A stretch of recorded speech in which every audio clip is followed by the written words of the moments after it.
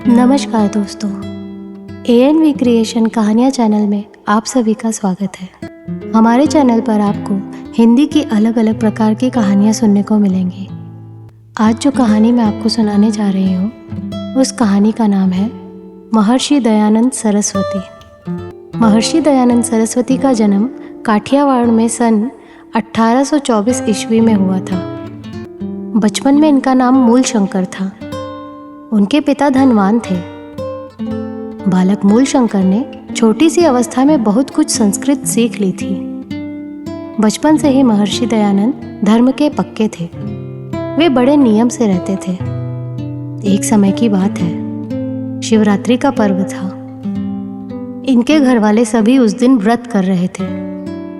बालक मूलशंकर भी उस शिवरात्रि को भूखा रहा। शिवरात्रि में रात भर जागना पड़ता है। वह रात भर जागता रहा। शिव जी की बड़ाई वह सदा माँ बाप से सुना करता था। शिव ही संसार के मालिक हैं, यह भी उसे मालूम हुआ था। भोले भाले बच्चे के मन में यही विचार भरे थे। पिता की बातों पर उसे विश्वास था। वह धर्म का मजाक करना नहीं जानता था। बालक रात भर जागकर शिव की आराधना करता रहा। आधी रात के समय उसने एक चूहे को शिव की मूर्ति पर चढ़ते हुए देखा। यह देख बालक के दिल में शंका उत्पन्न हुई, क्या यही जग के स्वामी हैं?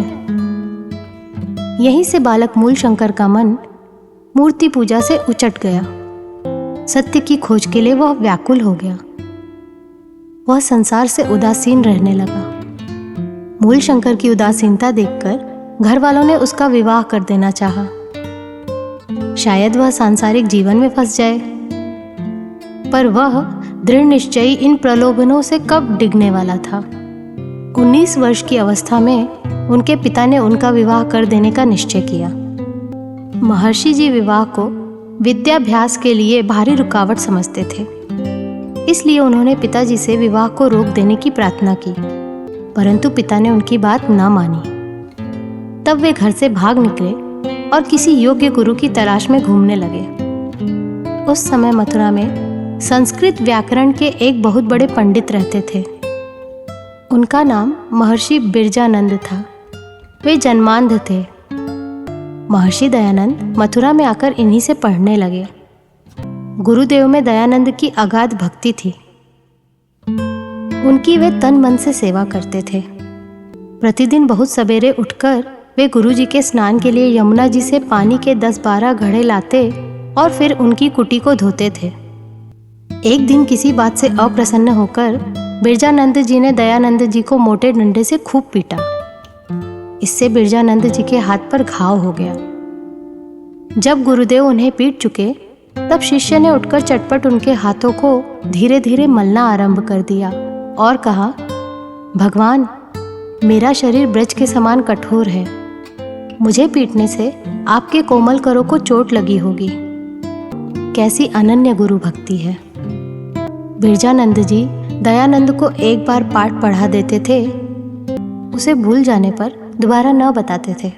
सच तो यह है कि उन्हें दयानंद जी को दोबारा बताने की आवश्यकता ही न होती थी।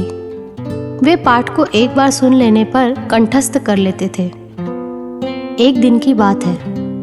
पाठ बहुत लंबा और कठिन था। दयानंद जी उसका कुछ अंश भूल गए।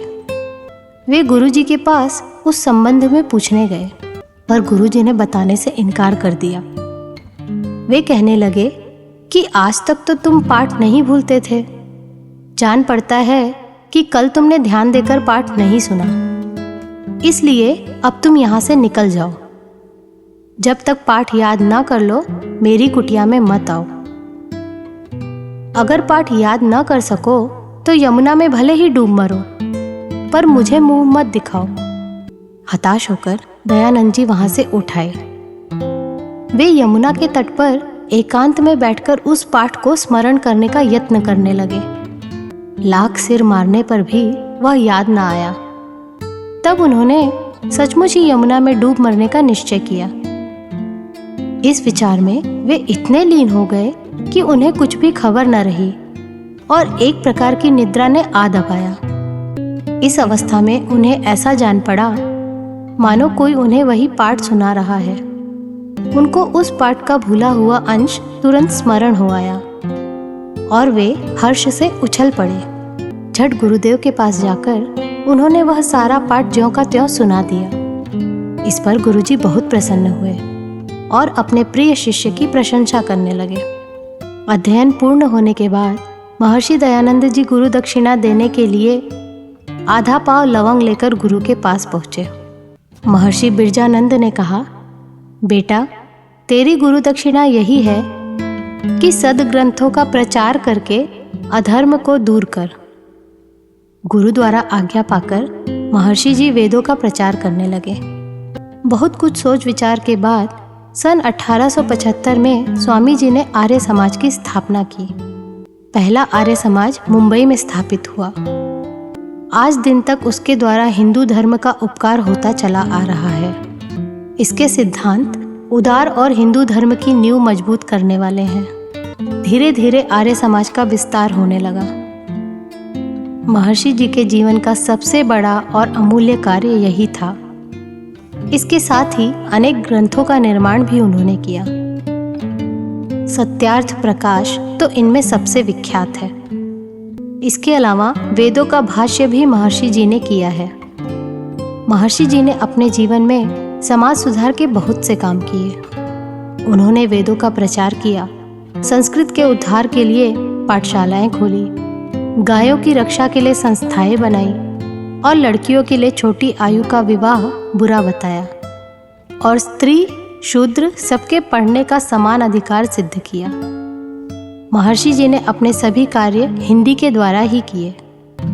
इससे वे हिंदी को राष्ट्रभाषा बनाने वालों में अग्रणी माने जाते हैं।